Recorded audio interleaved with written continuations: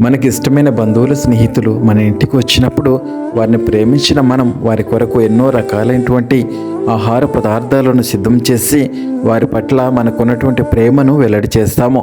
మరి మానవులమైన మన కొరకు దేవుడు ప్రకృతిలో ఎన్నో రకాలైనటువంటి పండ్లను, కూరగాయలను, మాంసాహారాలను రకరకాలుగా ఎవరు ఏది తింటే అది అన్నట్లుగా దేవుడు సిద్ధం చేసి ప్రకృతిలో పెట్టాడు. మానవులమైన మనమే మన వారిని అంతగా ప్రేమిస్తే మనలను పుట్టించి పోషించిన ఆ కన్న తండ్రి ఇంకా ఎంతగానో మనలను ప్రేమించి మన కొరకై సర్వము అనుగ్రహించినటువంటి ఆ పరమ తండ్రి మనము ప్రార్థిస్తే విని కార్యం జరిగించేవాడు. మనం ఆరోగ్యం అడిగితే ఆరోగ్యం ఇచ్చి, మనం పిల్లలను అడిగితే పిల్లలను ఇచ్చి, మనం అడగకముందే అక్కరలన్నీ ఎరిగిన వాడై మన అవసరాలను తీర్చి కష్టకాలం ముందు చెయ్యి విడవకుండా మనలను కాపాడిన దేవుడు మన నుంచి కోరుకున్నది మాత్రం కేవలం మన హృదయమే, మన కృతజ్ఞతాపూర్వక స్తుతి అర్పణే కదా.